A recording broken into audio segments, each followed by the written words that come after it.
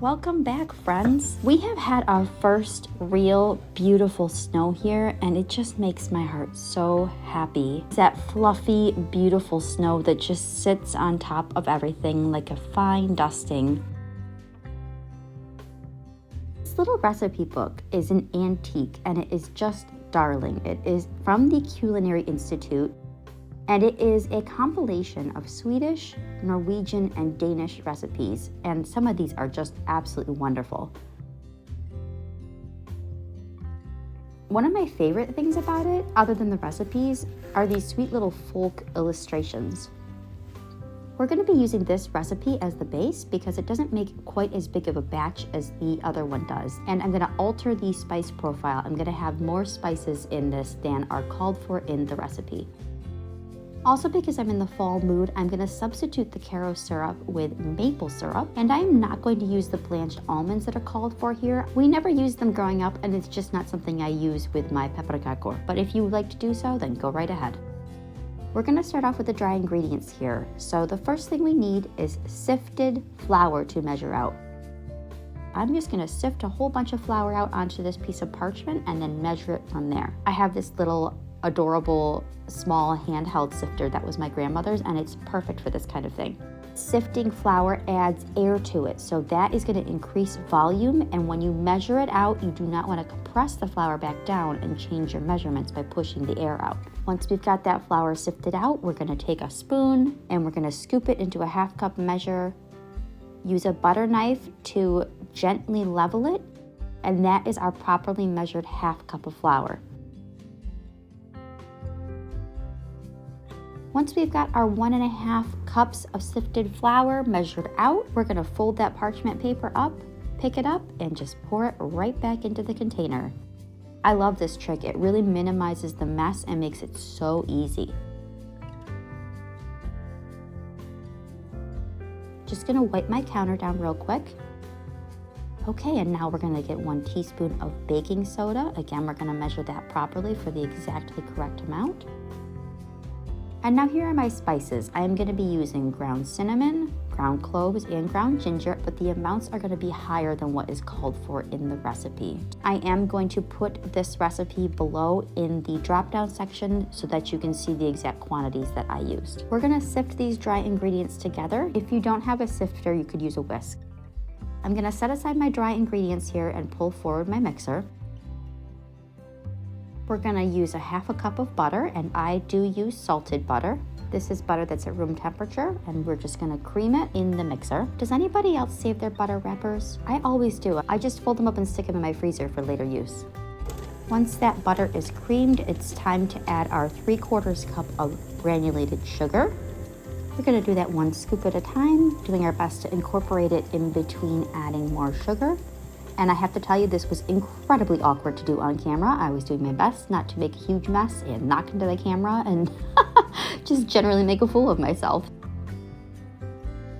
Next, we've got 1 egg. I like to use a large room temperature egg for this recipe. Beat that egg well before you add it in, and then once it's in, beat the mixture thoroughly together.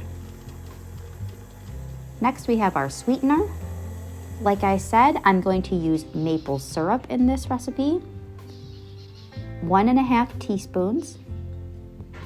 And in case you're wondering, it did not make these cookies overly maple. It just gave it that nice earthy sweetness that I was looking for. Beat that in thoroughly, and then we're going to start scooping in our dry ingredients. We want to make sure that we incorporate this well after each addition.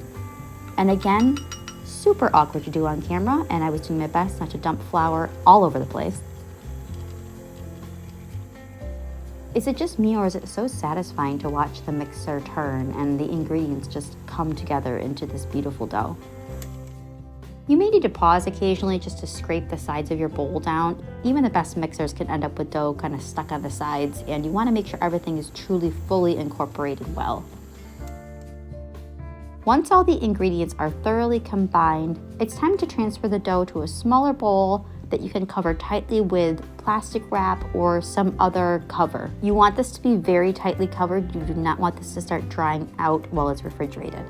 Since this makes a very sticky dough, it's best to refrigerate this at least 2 to 3 hours. My personal favorite is to just put it in the fridge overnight and work on it the next day. When it's time to work with your dough, you're gonna pull it out of the fridge, cut a chunk off, put the rest back to keep cool, and then flour your surface lightly. Yes, I do mean lightly. This is too much that I'm putting on the counter. Luckily, it didn't impact anything negatively, but don't use as much flour as I did here. Start by pushing the dough flat into a really rough disc with just the heel of your hand. You want to minimize how much you handle this with your palms because that will cause the dough to start to get warm and sticky, and you do not want that. Press it just flat enough to be able to start using your rolling pin, and we're going to continuously roll in small amounts while flipping the dough frequently to keep it from sticking to your surface. As you keep working with the dough, the surface will begin to become seasoned and it'll be a lot easier to work with it and keep it from sticking. Getting started tends to be the hardest part. My favorite thing to use to roll out dough is my grandmother's beautiful pastry board, but that is at my aunt's house. This Korean countertop does work pretty well. So how thin are we going to roll these? Well, pepperkakor is supposed to be thin and crispy. And in fact, in the recipe, it says parchment thin. And they mean parchment thin. My grandmother would crouch down like this and check how thin it was, and if it wasn't thin enough, you had to keep going. We were taught to take that very seriously.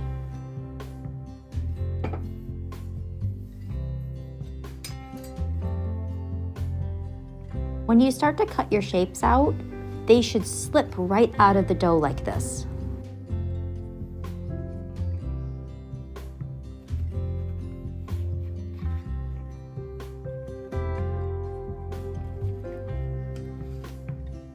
I love these silicone baking mats. They are absolutely fantastic. My sister got me these for Christmas a couple years ago, and they are great.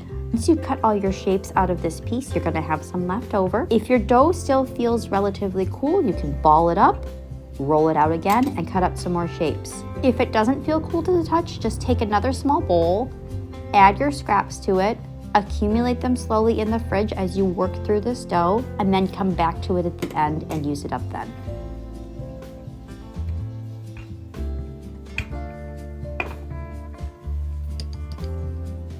Now the recipe calls for a 375 oven. I do not like to bake them that hot. These can burn very easily. I like to go 325 for 8 to 10 minutes.